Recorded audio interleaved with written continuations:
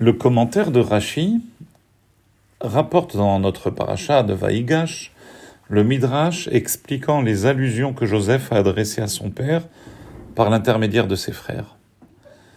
Ces allusions furent des messages très forts que Joseph, alors vice-roi d'Égypte, souhaitait transmettre à son père.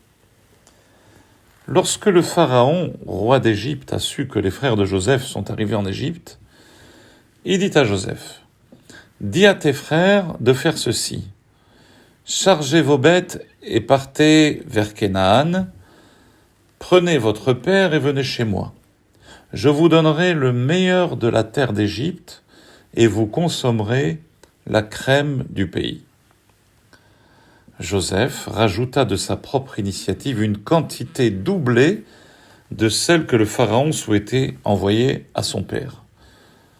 Car s'agissant de son père et du respect qu'il lui devait, il en prit la responsabilité et envoya 10 ânes chargés du meilleur de l'Égypte et 10 ânesses chargées de froment, de pain et de nourriture. Mais observons bien le verset. Lorsqu'il mentionne que Joseph donna le meilleur de l'Égypte, le texte n'est pas explicite. Il ne dit pas de quoi il s'agit. C'est Rashi qui rapporte l'avis du Talmud et celui du Midrash, évoquant que Joseph a donné du vieux vin devenu mature dans de bonnes conditions, un millésime d'au moins 20 ans, nous le verrons, au moins 20 ans d'âge, et également des graines de haricots qui ont fait la fierté du pays à l'époque, et c'est ce que Joseph envoya à son père à Canaan, où sévissait alors une famine très rude. Quels furent les messages de Joseph en envoyant ces deux produits ? Du bon vin et des haricots, qui étaient donc l'aliment de choix à l'époque.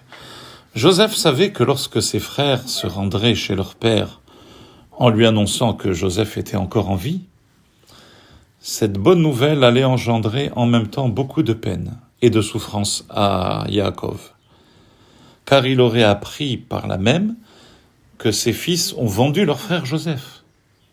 Joseph a donc choisi de lui envoyer précisément des graines de haricots qui symbolisent à la fois la séparation, le démembrement de la famille, car les graines sont séparées les unes des autres, mais aussi la préciosité du produit, ce que l'Égypte avait de mieux, ce que les Juifs produisaient de mieux.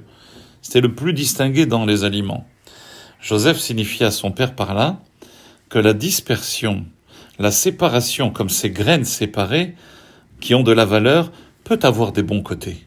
Et en effet, sa vente fut un avantage énorme, car à présent, il peut nourrir sa famille et il peut les faire émigrer et venir en Égypte. Et que lui a-t-il envoyé d'autre ? Du bon vieux vin qui procure de la joie et du plaisir. Car pendant les 22 années où Joseph fut en Égypte, personne n'a bu du vin, ni Joseph, ni ses frères, et bien entendu, ni Jacob. Tous vivaient dans la douleur de la perte d'un frère ou d'un fils de Joseph. Le vin que Joseph envoie à son père est un geste qui a procuré de la joie et de l'apaisement.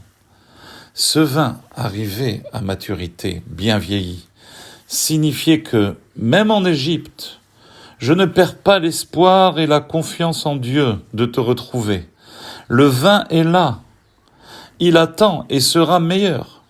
Tant que je ne te retrouve pas, je garde le vin, le temps qu'il faudra pour que le moment venu de se revoir, ce vin sera là à parfaite maturité et nous le dégusterons dans la joie. Ceci est une leçon de vie extraordinaire que Joseph nous transmet.